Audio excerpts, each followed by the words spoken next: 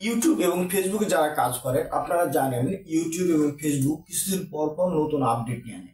সেরকমই আজকে আপনাদের ইউটিউবের একটি নতুন আপডেট নিয়ে জানাবো।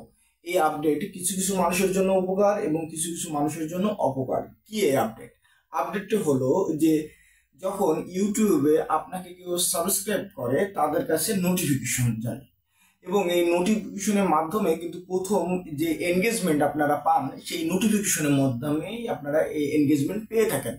কিন্তু নতুন যে আপডেট সেই আপডেটটি হলো যে যদি আপনার সাবস্ক্রাইবার হয় এবং যদি আপনার ভিডিও যদি তারা না দেখে তাহলে তাদের কাছে ইউটিউব কোনো নোটিফিকেশন দেবে না এবং পরবর্তীতে কোনো ভিডিও যদি আপনি আবার আপলোড করেন তাদের কাছে কোনো নোটিফিকেশন পৌঁছাবে না।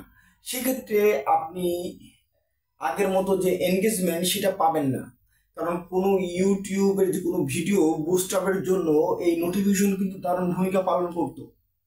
এবং আরেকটি কথা মনে রাখবেন যে এটা যেমন একটি অপকার দিক এবং একটি উপকার দিকও আছে। যদি কেউ আপনার অডিয়েন্স সাবস্ক্রাইবার না হয় তারপরও তার কাছে নোটিফিকেশন যাবে। সেটা কিভাবে? মনে করেন যে কোনো একটি ভিডিও আপনার দেখছে এবং তারপরে পরবর্তীতে তার কাছে নোটিফিকেশন যাবে, কিন্তু সে তার সাবস্ক্রাইবার না, কিন্তু এই নোটিফিকেশন যখন তার কাছে যাবে সে আবার এই ভিডিও দেখতে পারে। এই জন্য আপনার যদি ক্রিয়েটিভিটি এবং নতুন ভিডিও ইউনিক ভিডিও তৈরি করেন আপনি অডিয়েন্স আটকিয়ে রাখতে পারবেন। এখানে সাবস্ক্রাইবার কি সাবস্ক্রাইবার নাই এটা কোনো ফ্যাক্ট না। সেজন্য অবশ্যই আপনারা যে আপনার যে অডিয়েন্স আছে অডিয়েন্সের সাথে আপনাদের কানেক্টিভিটিটা বাড়াতে হবে।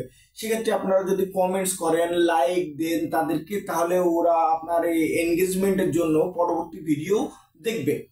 যদি পরবর্তী মনে করেন যে আপনি ডেইলি ভিডিও আপলোড করেন কিন্তু দেখছে না, তাদের কাছে নোটিফিকেশন আছে তারা ইগনোর করছে, তার মানে তাদের কাছে ভবিষ্যতে ইউটিউবের তরফ থেকে কোনো নোটিফিকেশন দেবে না। যদি তারা ইগনোর না করে, যদি ভিডিও দেখে তাদের কাছে নোটিফিকেশন দেবে।